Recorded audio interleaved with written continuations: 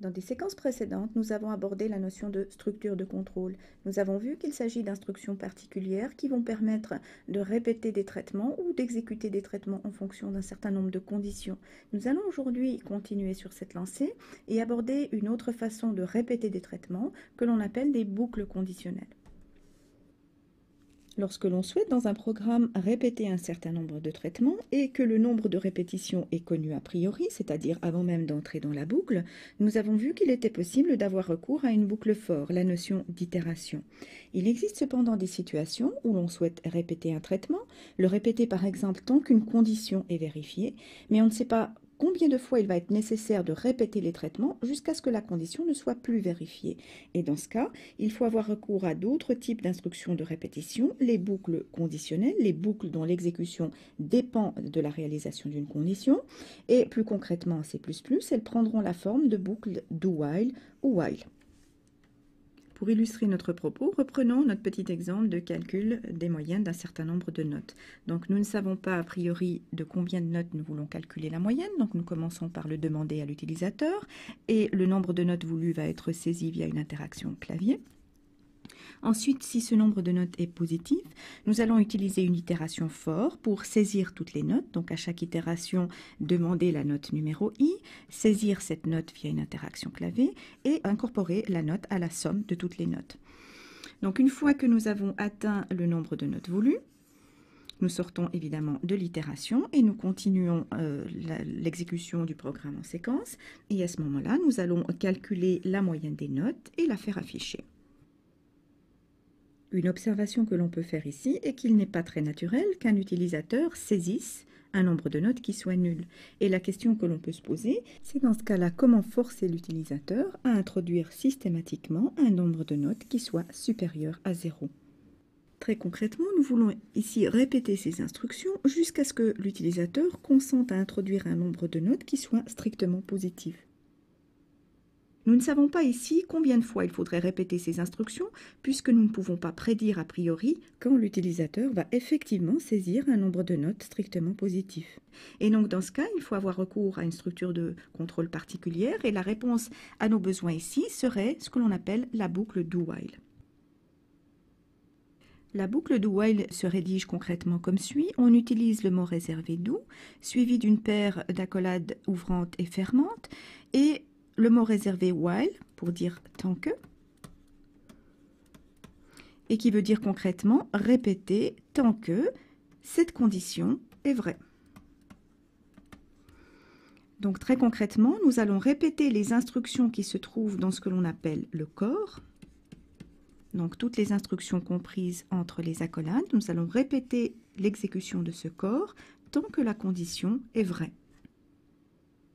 Examinons maintenant pas à pas le déroulement de notre petit exemple avec la boucle do-while. Nous présupposons ici qu'une variable nombre de notes a été au préalable déclarée et est prête à contenir un nombre de notes saisi par un utilisateur. Lorsque nous abordons cette instruction, rien ne nous empêche d'entrer dans le corps de la boucle et à ce moment-là, nous allons signifier à l'utilisateur que nous attendons de lui qu'il introduise un nombre de notes. Le nombre de notes est saisi via une interaction clavier et nous aboutissons à l'exécution de cette ligne qui va évaluer la condition de continuation de la boucle. Supposons dans un premier temps que l'utilisateur saisisse en guise de nombre de notes la valeur 0. Donc l'évaluation de cette condition, dans ce cas-là, va retourner true, ce qui signifie que le nombre de notes ne répond pas aux attentes que nous avons et nous allons donc entamer un nouveau cycle puisque la condition est vraie. Nous allons donc à nouveau exécuter le corps de la boucle et supposons que cette fois-ci, l'utilisateur introduise en guise de nombre de notes au moment de la saisie clavier la valeur -1. Au moment de l'évaluation de la condition de continuation, cette condition va, comme précédemment, être évaluée à true, puisque -1 est bien évidemment inférieur ou égal à 0, et à ce moment-là, nous allons à nouveau entamer une nouvelle itération de la boucle.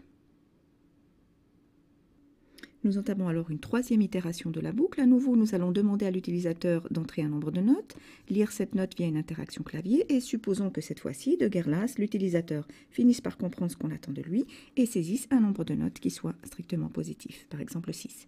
À ce moment-là, au moment de l'évaluation de la condition de continuation de la boucle, cette évaluation va retourner cette fois false, puisque 6 est supérieur strictement à 0.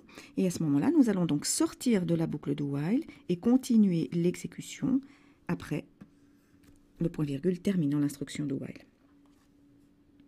Donc voici maintenant formellement les éléments de la syntaxe d'une instruction do while en C++, les mots réservés do while qui encadrent ce que l'on appelle le corps de do while, lequel est entre accolade ouvrante et fermante.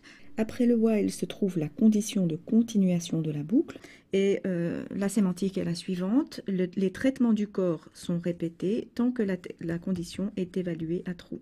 Donc on répète les traitements tant que la condition est évaluée à true. Donc, comme pour l'instruction de branchement conditionnel if, la condition d'arrêt de la boucle do while peut être rédigée de façon relativement complexe et avoir recours à des opérateurs logiques. On peut par exemple écrire des conditions qui auraient cette allure. Donc on itère les traitements, on répète les traitements tant que x est égal à y plus z et que z est supérieur à 10 ou que t est inférieur à 25 par exemple. Donc on peut imaginer la rédaction de conditions d'arrêt relativement sophistiquées, notamment en ayant recours à des connecteurs logiques, à des opérateurs logiques. Il faut noter également que les parenthèses autour de la condition sont des éléments de syntaxe obligatoires en C++, et donc, tout comme pour le if, il va falloir rédiger notre condition entre une paire de parenthèses. Une observation importante à faire à propos de la boucle do while est que son corps va systématiquement être exécuté au moins une fois. Effectivement, si on se rappelle l'exemple pas à pas d'exécution d'une boucle do while, arrivé à ce stade de l'exécution, rien ne nous empêche de rentrer à l'intérieur du corps et donc d'exécuter ce bloc au moins une fois. Ce bloc d'instruction ne sera exécuté qu'une seule fois si, au bout de la première itération, l'évaluation de cette condition est telle que le résultat de l'évaluation est false. À ce moment-là, nous avons vu que nous allons poursuivre l'exécution après la boucle. Mais entre-temps, le bloc d'instruction ici aura été exécuté au moins une fois. Donc ceci est important et fait partie des caractéristiques de la boucle do while. Autre observation qui a son importance, si la condition ne devient jamais fausse, eh bien les traitements sont répétés indéfiniment. Donc il faut être attentif à bien formuler la condition d'arrêt, de sorte à ne pas tomber dans une boucle infinie, ce qui généralement n'est pas un comportement que l'on va souhaiter, en tout cas à ce stade de votre apprentissage. Voilà pour ce qui est des éléments fondamentaux concernant la boucle do while. Avant de clore sur le sujet de la syntaxe de l'instruction do while, une dernière toute petite mise en garde syntaxique, le petit point-virgule qu'on a tendance à oublier, et qui clôt l'instruction do while. Alors, il existe des situations où il est souhaitable de tester la condition de la boucle avant même d'avoir exécuté le corps au moins une fois. Et dans ce cas-là, nous allons avoir recours à une variante de boucle conditionnelle qui est l'instruction while, qui se rédige comme suit.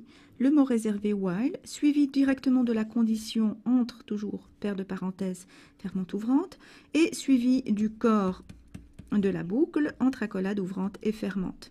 Le principe de fonctionnement est le même, est analogue à celui de la boucle do while, donc on va répéter les traitements tant que la condition est évaluée à true.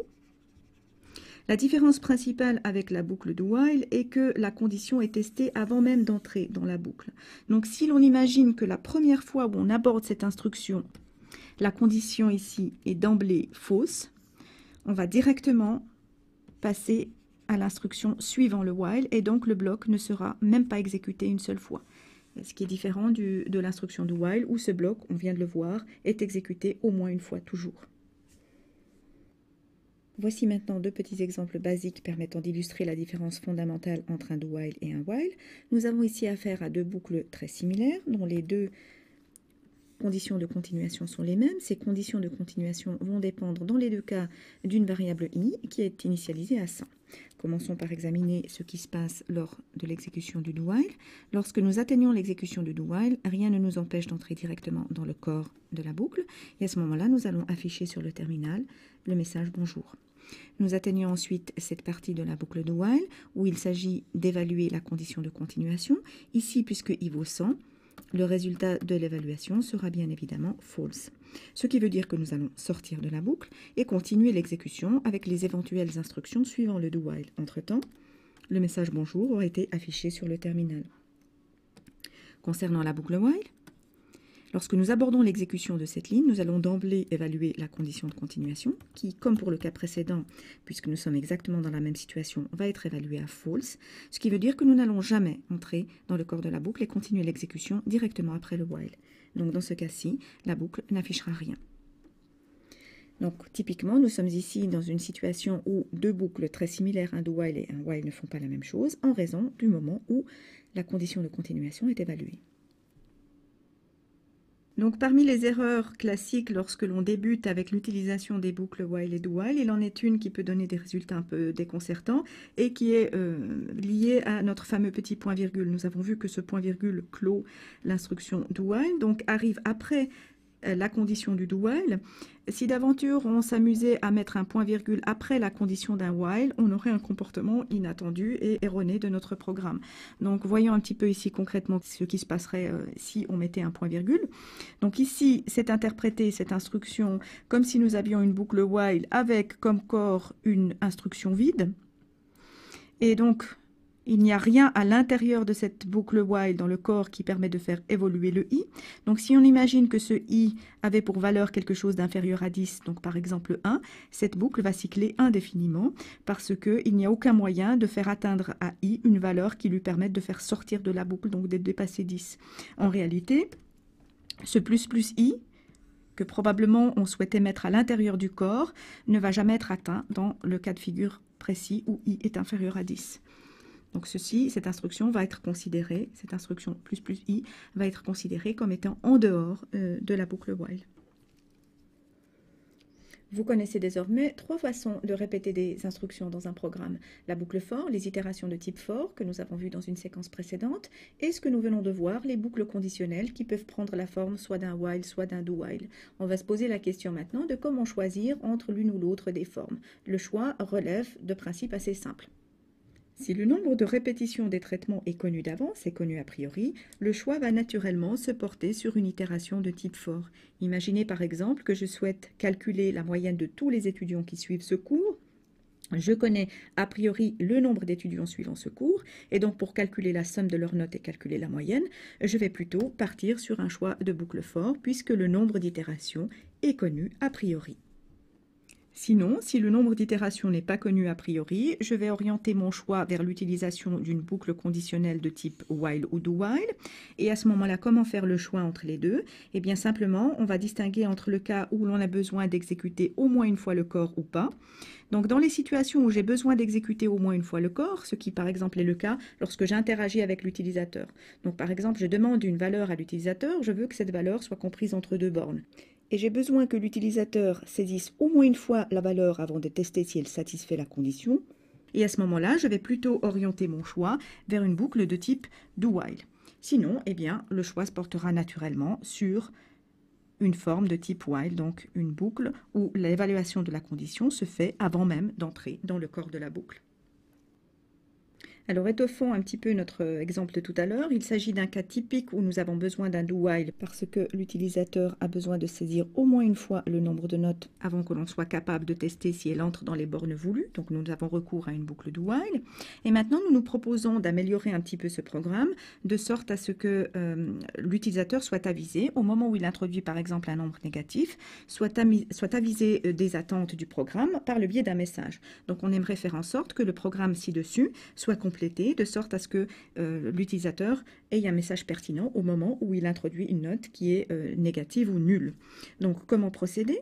Évidemment, ce message devrait apparaître pour toutes les situations où le nombre ne satisfait pas la condition souhaitée. Donc c'est quelque chose qui vraisemblablement va faire partie du corps de la boucle. On doit répéter cette instruction à chaque fois que l'utilisateur a introduit quelque chose qui n'est pas valable. Donc on peut imaginer une solution de cette nature. Donc on enrichit le corps de la boucle avec un test supplémentaire. Donc après avoir fait la lecture,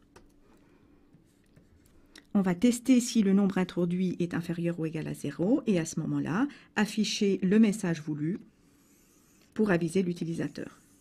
Alors à noter que ceci fait effectivement partie du corps de la boucle puisqu'on veut répéter ce traitement à chaque fois qu'un nombre non souhaité est introduit. Vous noterez que dans cet exemple, la condition qui consiste à évaluer si le nombre de notes est inférieur ou égal à 0 apparaît désormais deux fois. Une fois dans le if et une fois comme condition de continuation de la boucle de while. Il aurait été judicieux ici de stocker le résultat de l'évaluation de cette condition dans une variable afin de ne pas répéter son évaluation. Par exemple, je peux introduire une variable booléenne saisie invalide que j'initialise à false, que je mets à jour ici dans le corps de ma boucle à chaque itération en y stockant le résultat de l'évaluation de la condition, à savoir nombre de notes inférieur ou égal à 0. Donc, dans saisie invalide, j'aurai true ou false. Et à ce moment-là, je peux écrire la condition de façon unifiée dans les deux cas, en remplaçant ceci simplement par if saisie invalide. Et je continue les traitements comme je l'ai fait tout à l'heure. Et pareil ici. Je répète les traitements, while, la valeur de la variable saisie invalide est true. Il s'agit là d'une bonne pratique. Il est toujours souhaitable dans un programme d'éviter les situations où on exprime deux fois de façon indépendante la même chose à des endroits différents. C'est comme le copier-coller. Alors toujours avec notre petit exemple de la saisie d'un nombre de notes par l'utilisateur, examinons maintenant comment on peut formuler la condition de façon différente pour répondre à d'autres besoins. Jusqu'ici, nous imposions à l'utilisateur d'introduire un nombre de notes qui soit supérieur à 0. Imaginons maintenant que l'on souhaite en plus limiter le nombre de notes à 10. La question que l'on se pose est comment formuler la nouvelle condition pour répondre à ce nouveau besoin. Pour formuler correctement la condition d'arrêt, commençons par l'exprimer tout simplement en langue naturelle. Désormais, le nombre de notes introduit par l'utilisateur va être incorrect dans deux situations. Soit que l'utilisateur a introduit un nombre inférieur ou égal à 0, ce qui contredit ce souhait, soit l'utilisateur a introduit un nombre supérieur à 10, ce qui contredit celui-ci. Donc ici, on voit qu'on doit boucler tant que l'on est dans l'une ou l'autre des situations. Dans l'une ou l'autre des situations, on a un nombre incorrect. Ce qui nous permet de voir assez naturellement que l'on doit en fait avoir recours au connecteur OU. Donc en fait, on continue les traitements tant que l'une ou l'autre des situations est rencontrée. Ce qui en C++ va se traduire par une ligne de code qui a cette allure. On répète le traitement tant que le nombre de notes introduit est inférieur ou égal à 0 ou que le nombre de notes est supérieur à 10. Toujours dans le même esprit, imaginons que l'on souhaite écrire un petit programme dont le but soit de faire deviner un nombre à un utilisateur. Pour simplifier ici, on imagine que le nombre à deviner est toujours 5. L'idée serait ici d'écrire une boucle do while qui demande un nombre à l'utilisateur et qui le compare au nombre souhaité, et on ne sort de la boucle qu'une fois le bon nombre trouvé. Donc la question que nous nous posons, c'est comment formuler cette condition ici pour sortir proprement de la boucle une fois que l'utilisateur a trouvé le bon nombre. Comme pour tout à l'heure, on va formuler la condition en langue naturelle. On se dit que la boucle doit être répétée tant que l'utilisateur n'a pas trouvé le nombre à deviner. Ça veut dire quoi concrètement? Il n'a pas trouvé le nombre à deviner tant que le nombre qu'il a entré est différent du nombre à deviner qui était 5. Comment formuler cette condition en C++? Tout simplement par la ligne suivante. Donc, on répète le traitement tant que le nombre entré est différent du nombre à deviner. Donc, on voit que la formulation C++ est très voisine, très proche de la façon de le formuler en langue naturelle. Sophistiquons maintenant un petit peu cet exemple où l'utilisateur doit deviner un nombre. Donc on imagine qu'on veut lui donner un nombre limité d'essais. Il ne va pas pouvoir indéfiniment proposer une valeur. Donc ici, on imagine qu'on va devoir avoir recours à un compteur d'essais, donc une variable que l'on introduit ici, et que ce compteur d'essais va être incrémenté à chaque itération de la boucle. Et en fait, on veut qu'au bout de 3 essais, l'utilisateur ait perdu s'il n'a pas trouvé le nombre à deviner. Donc la question que l'on se pose maintenant est comment formuler cette condition. Encore une fois, commençons par formuler la condition en langue naturelle. Donc on se dit qu'on doit répéter la boucle tant que l'utilisateur n'a pas trouvé le bon nombre et qu'il lui reste des essais. Donc ici, c'est clair que les deux conditions doivent simultanément être vérifiées. On doit avoir les deux conditions pour pouvoir continuer à itérer dans la boucle. Donc ici, on va essayer de le formuler d'une façon un petit peu plus proche du C++. Donc, première condition, tant que le nombre entré est différent du nombre à deviner. Et deuxième condition, tant que le nombre d'essais est inférieur à 3, les deux conditions devant être simultanément vérifiées. en C++, cela va correspondre à la ligne de code suivante. Donc, première condition ici, tant que le nombre entré est différent du nombre à deviner, ce qui correspond exactement à ce qu'on a formulé ici. Et deuxième condition, tant que le nombre d'essais est inférieur à 3, ce qui correspond à cette seconde condition. Et nous avons ici notre opérateur logique AND, qui permet de assurer que les deux conditions soient simultanément vérifiées. Donc ici, encore une fois, on voit que le formuler en C++ n'est pas très loin de le formuler en langue naturelle. L'utilisateur a désormais deux façons possibles de sortir de la boucle. Il peut en sortir soit parce qu'il a trouvé le nombre, ce qui veut dire que cette partie de la condition devient false, ou alors parce qu'il a dépassé le nombre d'essais. Et maintenant, supposons que nous souhaitions indiquer à l'utilisateur en clair pourquoi il est sorti concrètement de la boucle. Alors, si l'on veut informer l'utilisateur de pour quelle raison on est sorti exactement de la boucle, eh bien, il suffit de complémenter le programme tel qu'il était à l'origine en faisant en sorte qu'une fois qu'on est sorti de la boucle, on teste pour quelles conditions on est sorti. Est-ce que l'on est sorti de la boucle en raison de l'échec de cette condition, c'est-à-dire que l'utilisateur a deviné le nombre, ou est-ce qu'on est sorti de la boucle en raison de l'échec de cette seconde condition? Est-ce qu'on est sorti de la boucle parce qu'on a dépassé le nombre d'essais? Donc ici, on va le tester tout simplement. Donc si le nombre entré est égal au nombre à deviner, ce qui veut dire qu'on serait sorti en raison de l'échec de cette condition, eh bien on peut signifier à l'utilisateur qu'il a trouvé le bon nombre. Sinon, eh bien cela signifie qu'il a dépassé le nombre d'essais qui lui était alloué. On peut donc l'informer qu'il a perdu et on peut aussi faire afficher de surcroît le nombre à deviner, de sorte à l'informer de ce que l'on s'attendait à ce qu'il trouve. Alors attention ici aux erreurs de logique dans la formulation des tests. Imaginons que pour tester cette condition, que j'ai effectivement trouvé le bon nombre, je teste que je n'ai pas dépassé le nombre d'essais, eh bien je vais passer à côté de la situation où l'utilisateur aurait deviné au troisième essai exactement le bon nombre. Et à ce moment-là, on va comptabiliser ce cas comme un cas d'échec au lieu de le comptabiliser proprement comme un cas de succès. Donc il faut être bien vigilant à la logique de la formulation des tests si l'on veut réaliser ce genre de traitement. La bonne solution ici était celle qui a été montrée dans la première solution, à savoir formuler la condition non pas par rapport au nombre d'essais, mais par rapport au fait d'avoir trouvé ou non le nombre. Et cette façon de formuler la condition va nous permettre d'éviter l'écueil que nous venons juste de décrire.